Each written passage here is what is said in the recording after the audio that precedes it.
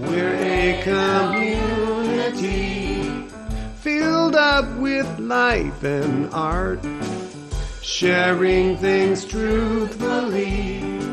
Speak up right from your heart. My radio don't get paid. It's a little bit renegade. My radio makes me cheer.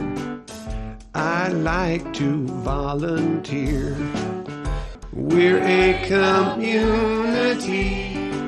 We're quite diverse and patient. We're a community. And here's our radio station. My radio plays it cool.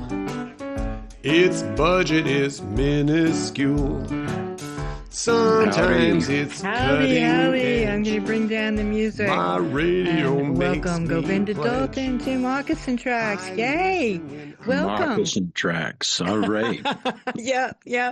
We've been, broadcasting for the last half hour. Some really fun tunes.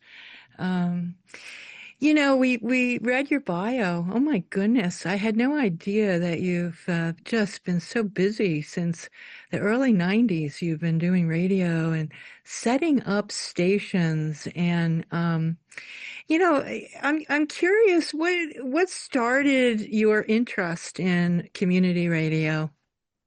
Well, my interest started with, I was living on a sailboat in the San Francisco Bay, and we always listened to the radio, and KPFA was the major radio station there at the time.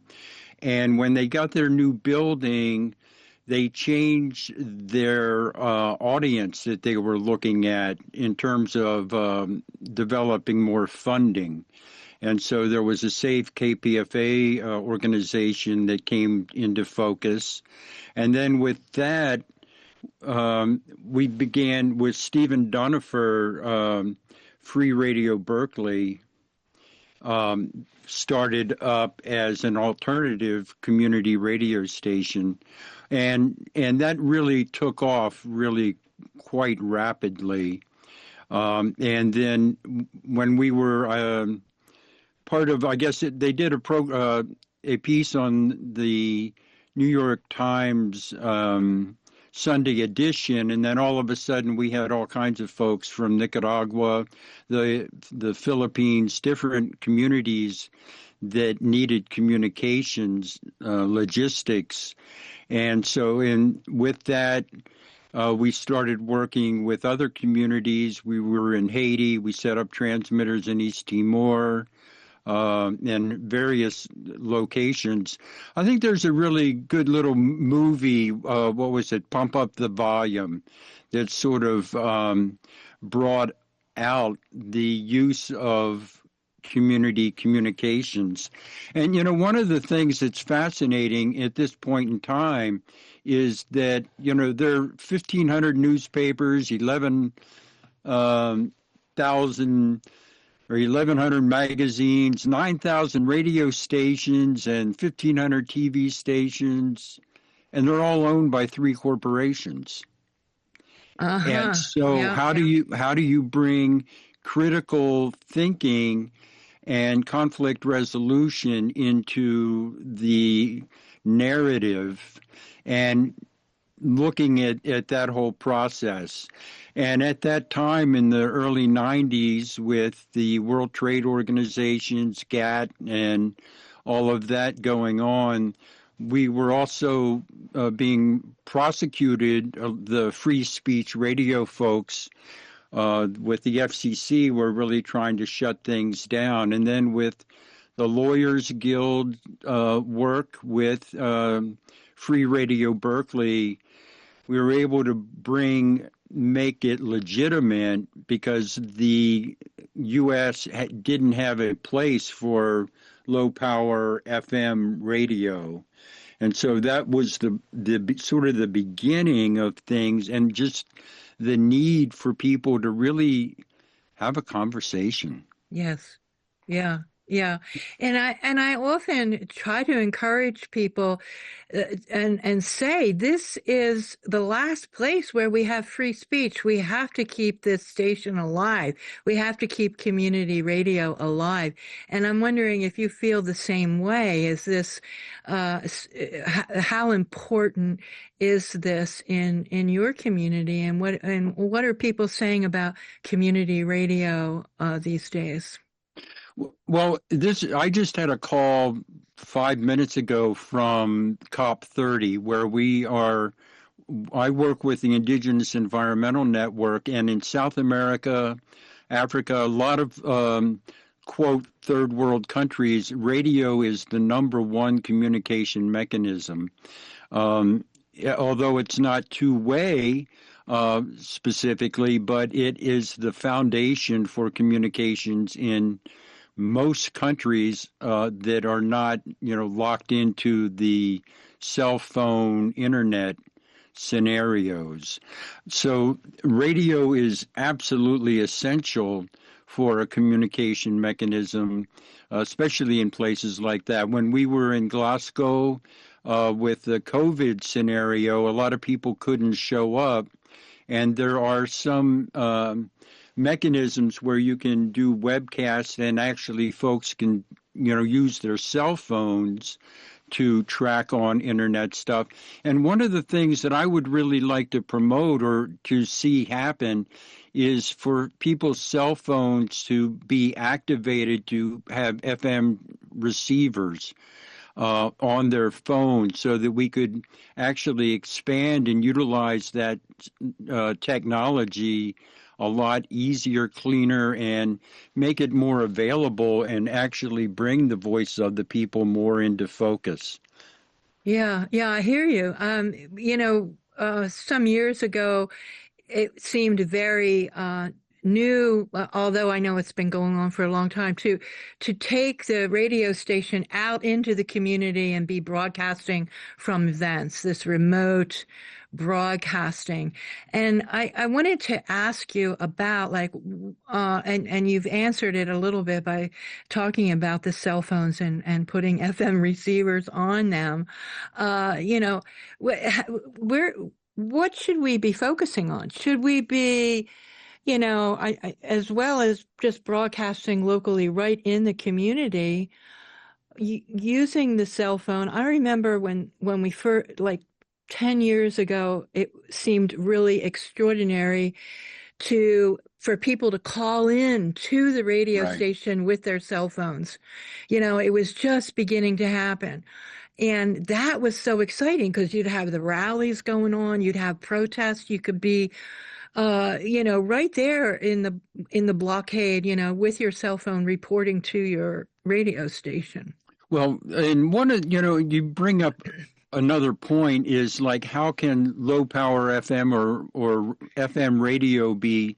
We've done several Line 3 protests where we actually had a event where everybody got together, probably 1,000 people or so, and then we drove to the front lines, 45-minute drive, and we had an FM transmitter in the media van, so we had 90 cars all listening to the same radio station as we were driving. So we had a rolling FM radio station. Yeah. Also with COVID, the drive-in movie theater scenario happened. A lot of people's vehicles have really great sound systems.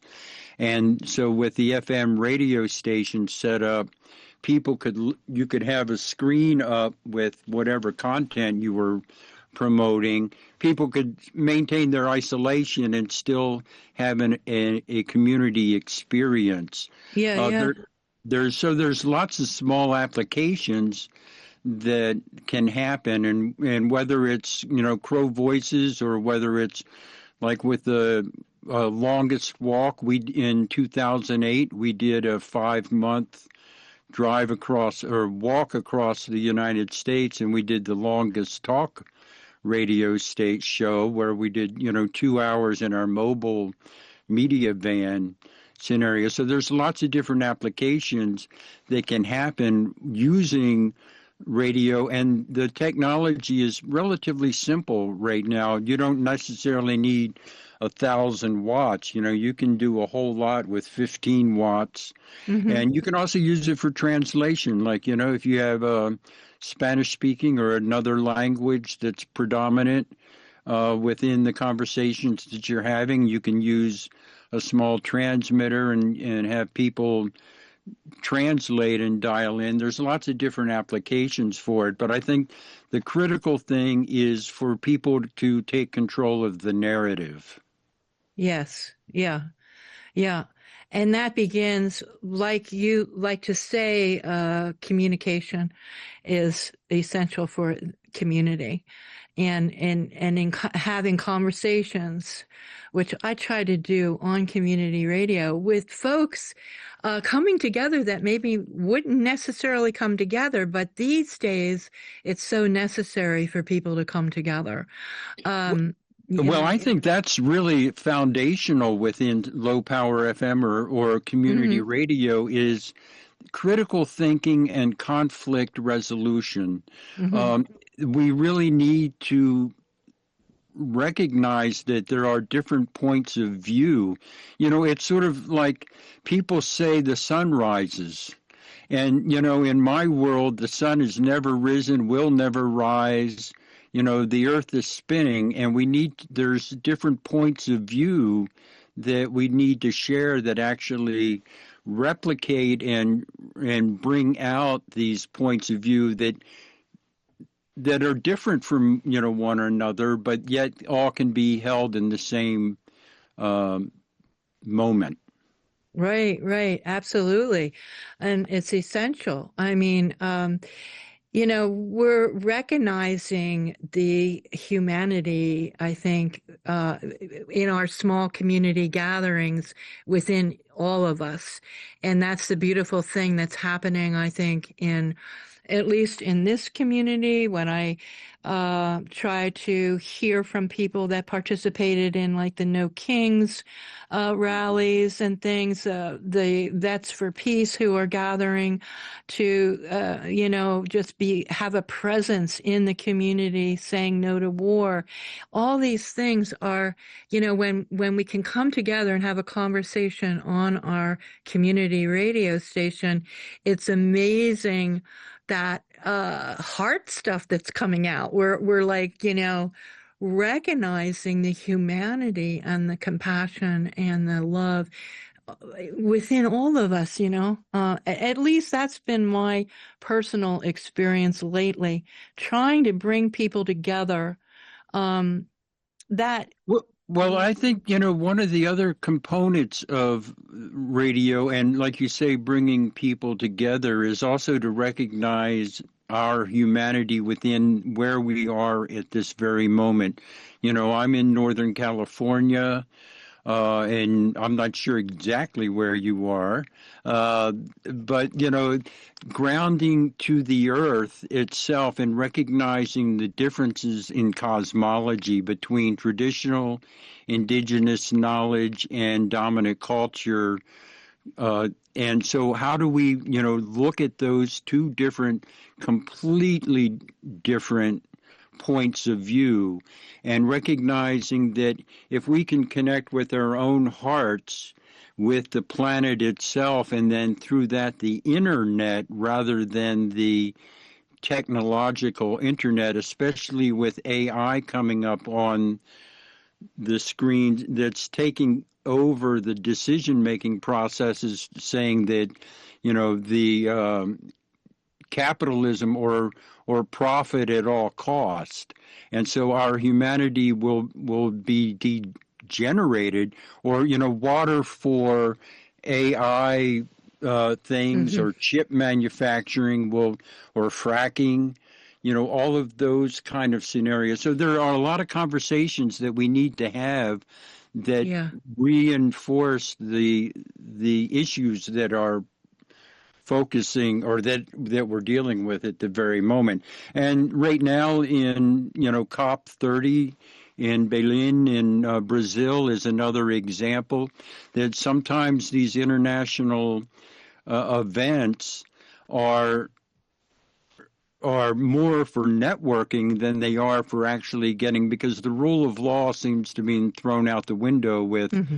Israel and all the Mm-hmm. genocidal kind of Mm-hmm. in God we trust, guns, oil, and drugs kind of scenario, where how do we bring this back? And that's where conversation and having, just being able to talk with each other Yeah. really Yeah. becomes essential, not Yeah. just a luxury. So where infotainment, has sort of taken over for actually critical thinking, sharing. How do we, look at different things and say it's okay to have a difference of opinion, and let's actually share all this stuff. So, yeah, and that's where, local radio can do that, whether it's talking Mm-hmm. about the Mm-hmm. trash that needs to be picked up, or different mechanisms or stores, or, all of those, issues that sort of come across to our and the fact that radio is still here, and it's as simple as we look at the collapse. One of the radio stations that we have set up is Bulbancha Radio in New Orleans, Mm-hmm. that we set up in reference to the hurricane and disaster relief scenario. So we've sort of changed our phraseology to say, okay, so now we're doing disaster relief communications, because we can sort of sidestep some of the legal schmiegel stuff when everything goes down, and the radio is still there. Interesting. Yes. Yeah. Yeah. Really important. And that's why I really admire the people that have stuck with like shortwave and stuff like that, because you know Yeah, well, that can that's in happen. right. Well, no, it not it just. I It, mean, we just set up a whole thing up in North Carolina, in the Qualla Boundaries Cherokee Nation, oh. as well. Because of the same thing, the disasters with the climate collapse or Mm-hmm. climate chaos that's going on, and bioregional orientation. And that's Mm-hmm. the one thing that's also fascinating about the FM signal, is that it's within your bioregion, or your topography defines the footprint of the signal. So you automatically define your community by your watershed Mm-hmm. scenarios, and how do we, reorient ourselves to who are our neighbors, and Mm-hmm. then that translates into a whole thing with stewardship, Mm-hmm. reciprocity, the forest, the water. How do we integrate all of these things, and how does that conversation even get to the airwaves, Mm-hmm. when we have dominant culture community communications that are basically a distraction for the issues that we need to deal with as a people, Yeah. food Yeah. sovereignty. Yeah. Yeah. That's why I focus on the indigenous perspective. And the folks here in this territory, they're only recognized in Vermont for Abenaki tribes. This is traditional Abenaki territory.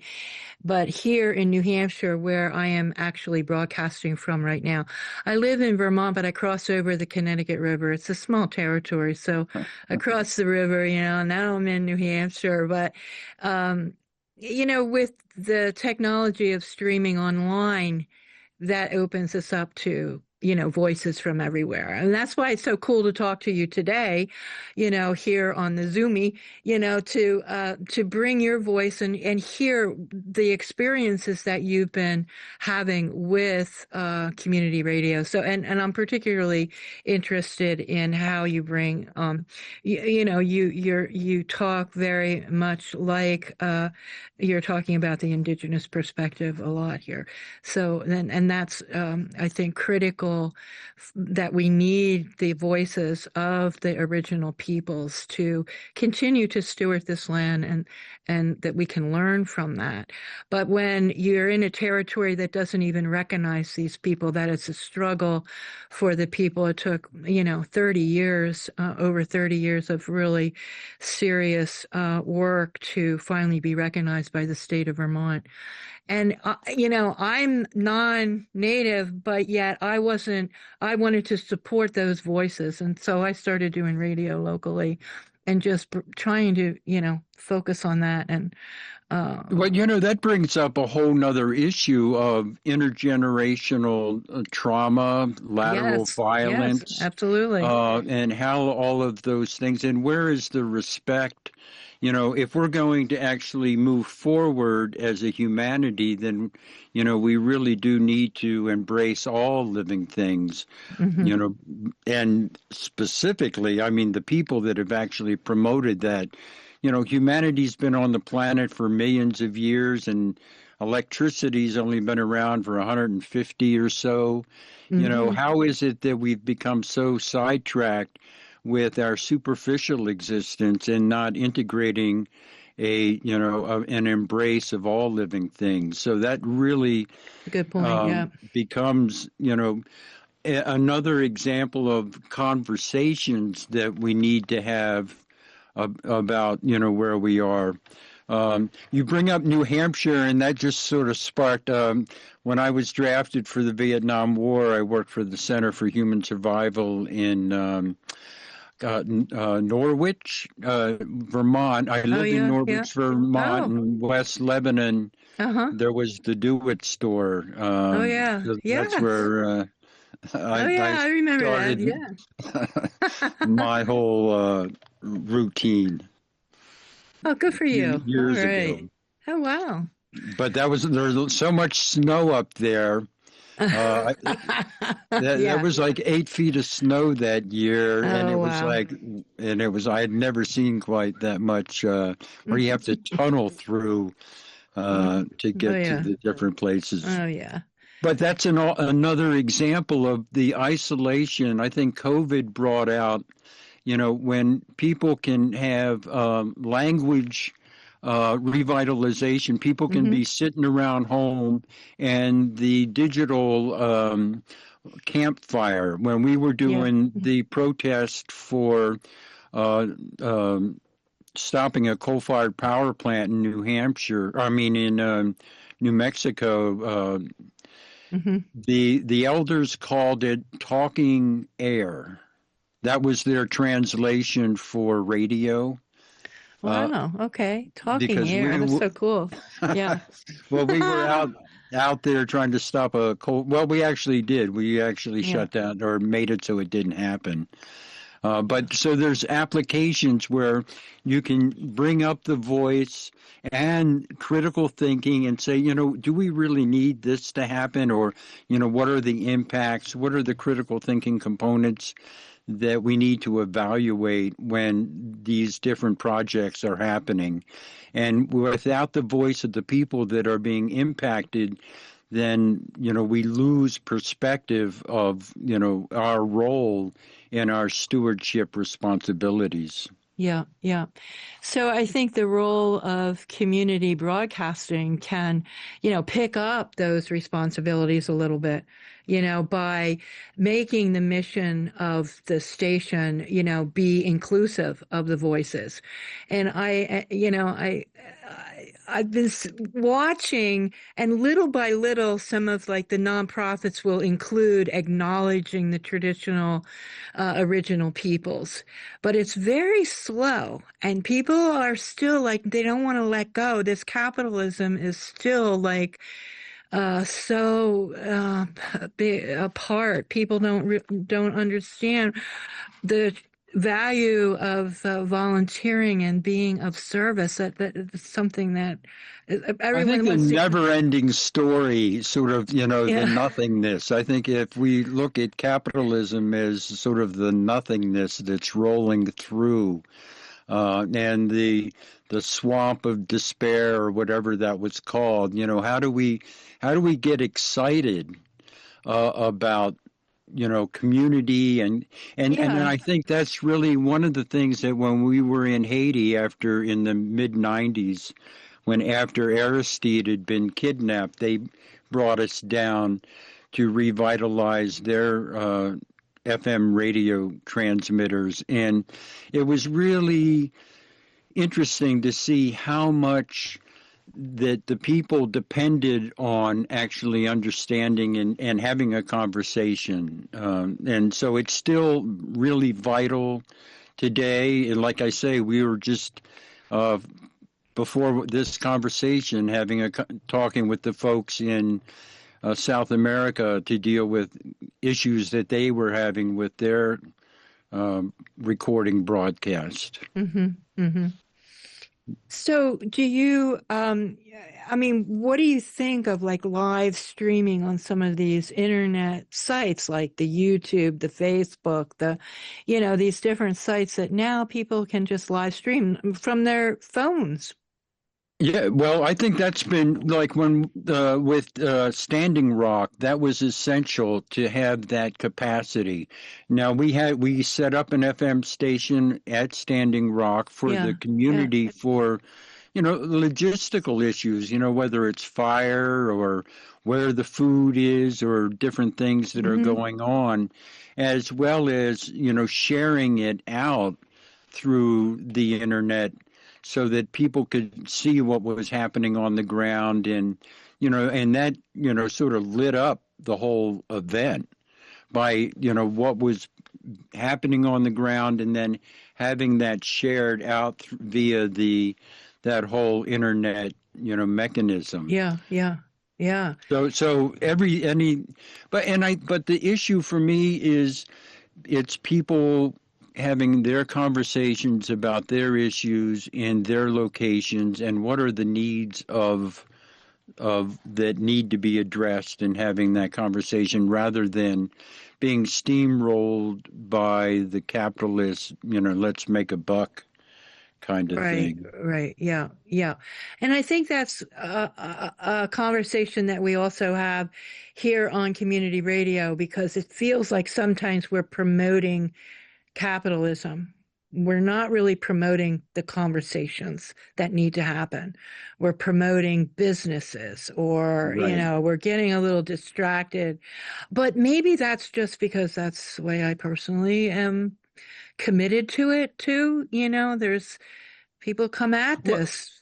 Well, and it's also a lot of folks feel intimidated by actually bringing up a different point of view. And we don't really make a space for folks to have a different perspective. And, and so I think that's one of the beauties of radio, especially when it's like this, when you can actually have a conversation about different points of view and different, use of radio. One of the first stations that we set up, in the early 90s was with Shoshone, and that was mainly just for elders to have story time in their language, but they did it with having a young person there at the same time so that they could do a language revitalization as well as with the story, because language itself has different connotations. Like when people, like I brought up sunrise, in native language, the sun is the, main spirit being focused, so that, we need to recognize stationary sun, kind of scenario that the earth is spinning. And we're still stuck in, look what happened to Galileo or, Copernicus, those kind of folks, where we're still living in, thousands of years later in this church-dominated mechanistic world. Yeah. All right. This is like good stuff. Yeah. Well, check out Free Radio Berkeley. They're still doing things. All right. I'm Prometheus Project. There are folks that are really pushing for community communications. And like our line is, community begins with communication. Yes. Yeah. And I love that we talked a lot about critical thinking, because this is important that we embrace our differences, of opinion. We really, we have to accept that we're all not thinking, the same way. And that's a good thing. That's a good thing. I'm glad that my toes don't work the same as my ears. And then trying to move your station forward in a good way, like what's important, and I guess the more people that are involved in making decisions is also important because we see what happens, on the bigger scene when there's just a few people making these decisions. Well, I think understanding the roles, with the radio station, you have 5 principal roles. You have your station manager that's keeping the lights on, your program director that's identifying, and getting all the programs together. You got your programmer, then you have your engineer. But the 5th person that I always include is a community liaison person that looks at the critical issues that need conflict resolution, because the role that I see in radio is actually bringing up the differences that we have. We can do the infotainment thing. That's really, important to, but it's also really essential that we look at our differences and find out those issues that we do need to address. Yeah. And move forward with a collective mobilization for resolution. Beautiful. That's really well said, and I resonate with that because I feel that is somewhat what is happening in our community too. It's like, and we're beginning to recognize that need, and and people are beginning to talk about nonviolent conflict resolution and all this stuff that was kind of forgotten for a while. We did the No Nukes movement real strong here in New Hampshire, but trying to bring that forward into some of the issues that we're dealing with again. You bring up an interesting point, like the mobilization against the Vietnam War happened without cell phones, without internet. Yes. Yeah. And the thing is that once you connect with your heart, you can also connect with the earth, and by doing that, we can connect with each other. Yes. And so I think that's an important component of the traditional indigenous mechanisms of understanding that by connecting with myself, I can connect with you outside. It's important that we, and that's another issue of looking at the traditional indigenous spiritual, workings. Absolutely.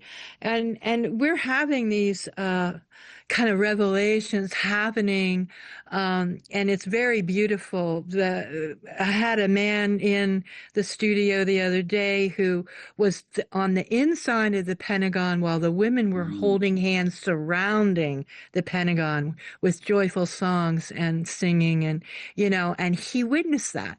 And then we talk about it. I said, "Oh, were you happen to be at the Pentagon during those early 80s when these things were happening? Hey, did you ever hear of the Seneca action where the women went up the water tower and crossed off mission first and put on people first?" And we ended up hugging after our conversation on the radio, because now 45 years later, this veteran and me, an old lady hippie, here we are working together to try to resolve what's going on in the world and in our communities. And this is a beautiful thing. It's a beautiful thing. And it's also important to recognize that some things don't happen instantly. Yes. But one of the other things that I bring up with the folks is that survival's not for everyone, and compost is a really good thing. And so we really need to realign ourselves with, the reality of, we are going into the 6th mass extinction, and what does that really mean, and how do we prioritize those things that are essential for survival? Yeah. I like that. Well, thank you for this conversation today. We just have a few minutes left, and so I want you to have your closing comments, but I'm really grateful to be able to have this conversation. And I'm always wowed by technology still, like here in California, I'm in New Hampshire, and we're having this conversation about community radio, which is everywhere.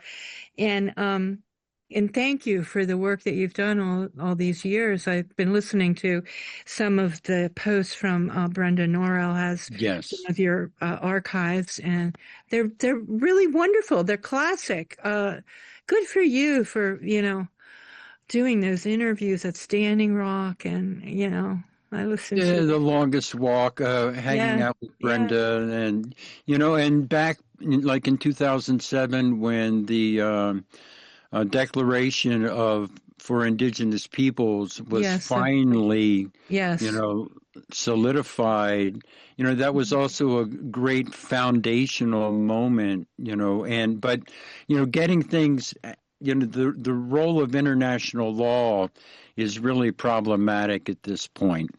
And so, what is the discriminating mechanisms that we use to define where we're going as a people that's not, predicated on profit?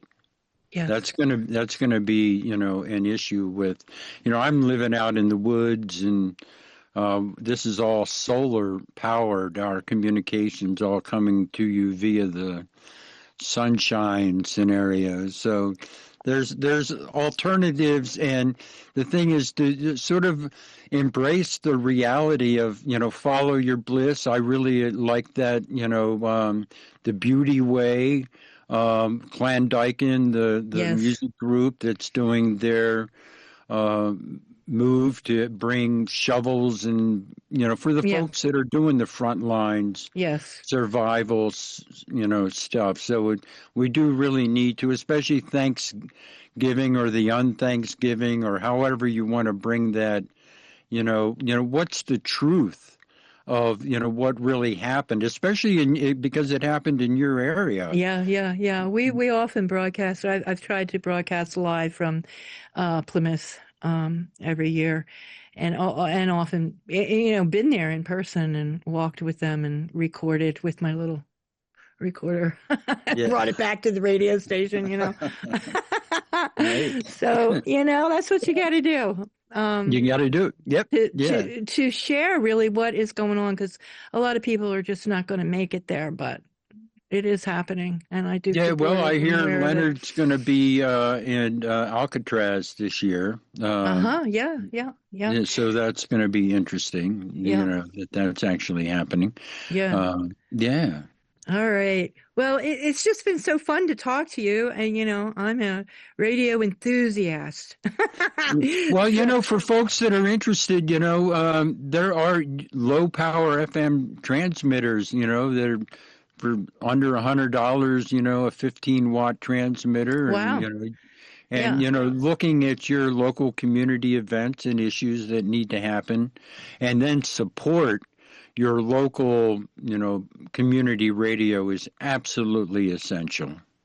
Yes. Um, because yeah, I don't know what your footprint is or how powerful your station is, but it's always interesting. We have a local community station that covers the whole county, Mm. which is, but then it always gets into be an issue of raising money for Yeah, this, yeah, that, yeah. and the other Yep. thing, and Yeah.